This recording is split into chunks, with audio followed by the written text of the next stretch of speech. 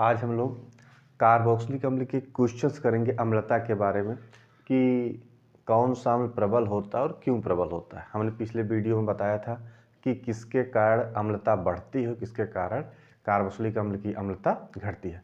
तो एनसीईआरटी का एक क्वेश्चन है, आज हम लोग उसको सॉल्व करेंगे और उसको एक्सप्लेन करेंगे क्यों ऐसा हो रहा है। दो एसिड दिया गया, इन दोनों में हम देख के ये कैसे जानेंगे कि किसकी अम्लता अधिक है या किसकी अम्लता कम है।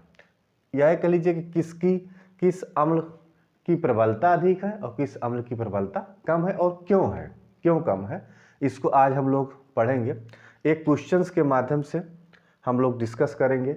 हमने आपको पिछले वीडियो में बताया है कि कार्बोक्सिलिक अम्ल में जब कोई इलेक्ट्रॉन विड्रॉइंग ग्रुप लगा हो या इलेक्ट्रॉन डोनेटिंग ग्रुप लगा हो तो क्या होता है कि इलेक्ट्रॉन डोनेटिंग ग्रुप लगा होता है तो अम्ल की प्रबलता बढ़ती है कि घटती है, या इलेक्ट्रॉन विड्रॉइंग ग्रुप लगा हो तो कार्बोक्सिलिक अम्ल की अम्लता बढ़ती है या घटती है।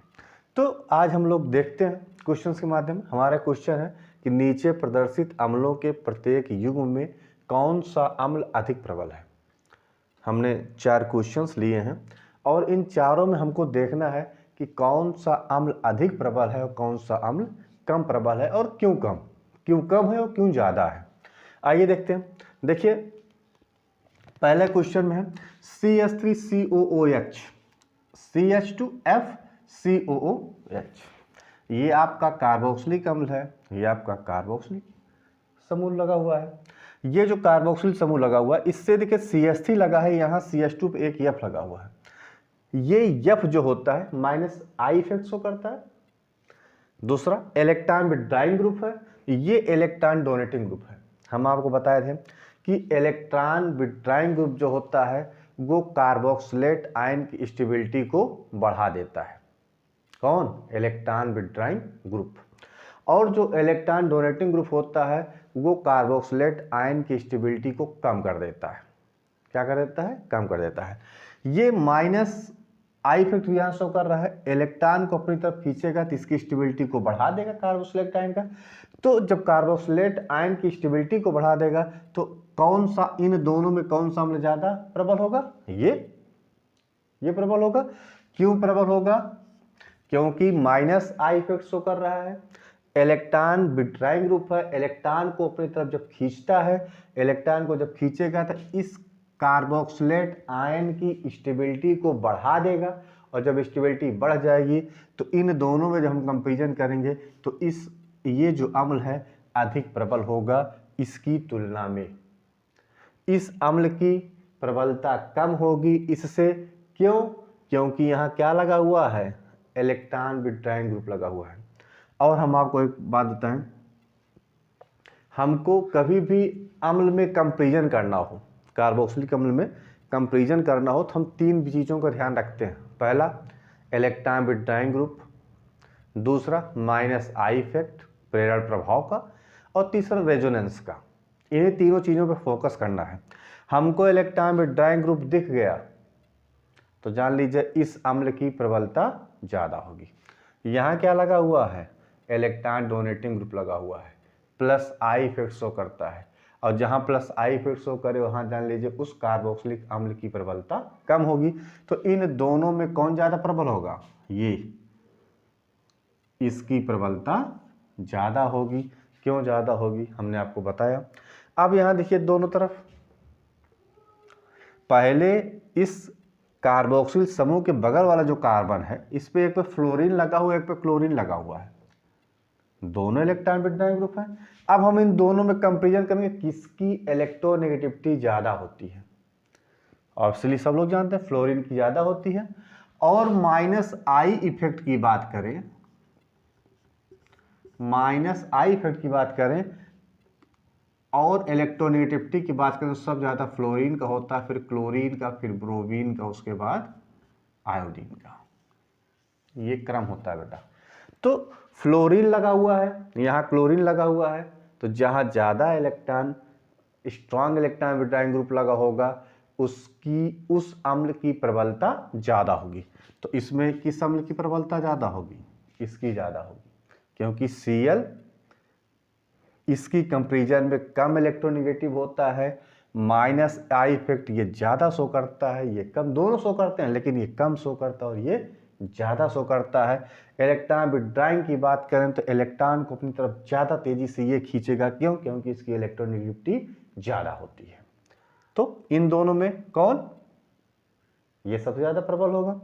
अब इसकी इन दोनों की बात करें, दोनों में देखिए फ्लोरीन फ्लोरीन लगा हुआ है।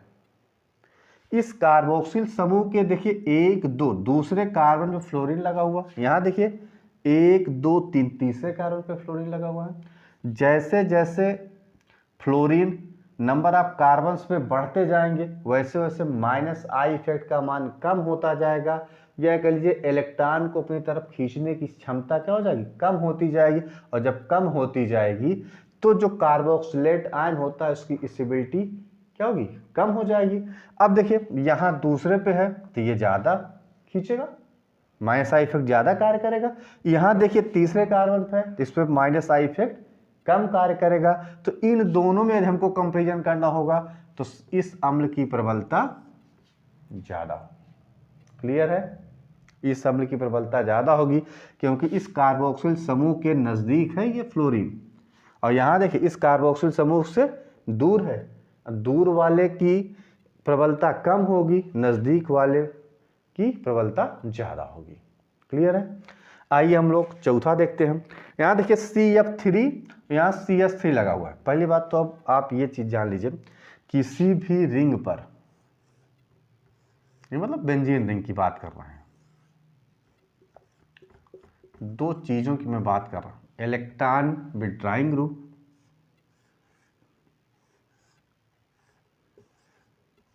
ये है, इलेक्ट्रॉन डोनेटिंग ग्रुप, मतलब ये इलेक्ट्रॉन को खींचने वाला समूह हो, इस पे इलेक्ट्रॉन डोनेट करने वाला समूह लगा हो। तो इस रिंग पे क्या प्रभाव डालते हैं, इस पे हम थोड़ा डिस्कस करें। ये जो इलेक्ट्रॉन विड्रॉइंग ग्रुप होता है, इस बेंजीन रिंग की इलेक्ट्रॉन डेंसिटी को क्या कर देता है? कम कर देता है। इस इलेक्ट्रॉन डेंसिटी को क्या कर देता है? कम कर देता है। और जो इलेक्ट्रॉन डोनेटिंग ग्रुप लगा होता है, ये बेंजीन रिंग की इलेक्ट्रॉन डेंसिटी को क्या कर देता है? बढ़ा देता है। ये इस बेंजीन रिंग की इलेक्ट्रॉन डेंसिटी को बढ़ा देता है, और ये जो होता है इस बेंजीन रिंग की इलेक्ट्रॉन डेंसिटी को कम कर देता है, इलेक्ट्रॉन घनत्व को कम कर देता है। ठीक, इतनी चीज़ क्लियर है? इलेक्ट्रॉन विड्रॉइंग ग्रुप लगा हो, इलेक्ट्रॉन डोनेटिंग ग्रुप लगा हो। अब देखिए हम यहाँ बेंजोइक अम्ल की बात करें, अब हम यहाँ ये दो ग्रुप देखेंगे, दोनों में बेंजीन रिंग है, इसमें भी इसमें भी। ये क्या शो करता है? इलेक्ट्रॉन डोनेटिंग ग्रुप है। ये कौन सा ग्रुप है? इलेक्ट्रॉन विड्रॉइंग ग्रुप है। ये इलेक्ट्रॉन डोनेटिंग ग्रुप है। ये क्या करेगा? इलेक्ट्रॉन को डोनेट करेगा, इस रिंग की इलेक्ट्रॉन डेंसिटी को बढ़ाएगा, और जब इलेक्ट्रॉन डेंसिटी को बढ़ाएगा तो इसकी एसिडिटी क्या हो जाएगी? कम हो जाएगी। अब ये CF3 इलेक्ट्रॉन को खींचने वाला समूह लगा हुआ है, और जब इलेक्ट्रॉन को खींचेगा तो इसके इलेक्ट्रॉन डेंसिटी को क्या कर देगा? कम कर देगा। तब इस कार्बोक्सिलिक अम्ल की प्रबलता को क्या करेगा? बढ़ाएगा। तो इन दोनों में हम बेंजीन रिंग हो और इन दोनों में कंपेरिजन करें तो इस अम्ल की प्रबलता ज्यादा होगी इन कंपेरिजन टू इसके। क्लियर है? आज हम लोगों ने 4 क्वेश्चन थे, क्वेश्चन तो एक ही था, उसमें 4 एग्जाम्पल्स थे।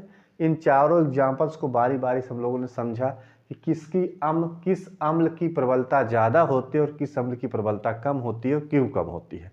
इन तीनों को, चारों को बेटा अच्छे से पढ़िएगा, इससे यूपी बोर्ड में एग्जाम्स आते हैं, कंपटीशंस में, IIT और नीट के एग्जाम में भी ये क्वेश्चंस ऐसे पूछे जाते हैं, दे दिए जाते हैं, पूछा जाता है कि किस अम्ल की प्रबलता ज़्यादा होती है और किस अम्ल की प्रबलता कम होती है। सीधे सीधा फंडा है, इलेक्ट्रॉन विड्रॉइंग ग्रुप लगा हो तो उस अम्ल की प्रबलता ज़्यादा होगी, इलेक्ट्रॉन डोनेटिंग ग्रुप लगा हो तो उस अम्ल की प्रबलता कम होगी। फ्लोरीन क्लोरीन ऐसे है, फ्लोरीन क्लोरीन ब्रोमीन आयोडीन की बात करें तो फ्लोरीन वाले की अम्ल की प्रबलता ज़्यादा होगी, क्लोरीन वाले की कम होगी। यदि दोनों पे फ्लोरीन समूह लगा हुआ तो हम नंबर ऑफ कार्बन्स देखते हैं। जहाँ कार्बोक्सिल समूह यदि नज़दीक वाले कार्बन पर लगा हो तो उस अम्ल की प्रबलता ज़्यादा होगी, दूर वाले कार्बन फ्लोरीन लगा हो तो उस अम्ल की प्रबलता कम होगी। यदि हम एरोमेटिक कंपाउंड की बात करें, बेंजीन रिंग से कार्बोक्सिलिक समूह लगा हो तो यदि इलेक्ट्रॉन विड्राइंग ग्रुप लगा हो तो उस बेंजोइक अम्ल की प्रबलता ज़्यादा होती है, और जिसमें इलेक्ट्रॉन डोनेटिंग ग्रुप लगा हो उस बेंजोइक अम्ल की प्रबलता कम होगी। इसको बेटा पढ़िएगा, बार बार पढ़िएगा। इसको हमने पिछले लेक्चर्स में वीडियो में हमने डाला है, उसको बार बार पढ़िएगा, रिवाइज करिएगा कि क्यों अम्लता ज़्यादा होती है, किस अम्ल की, किस कार्बोक्सिलिक अम्ल की प्रबलता ज़्यादा होती है और किस कार्बोक्सिलिक अम्ल की प्रबलता कम होती है।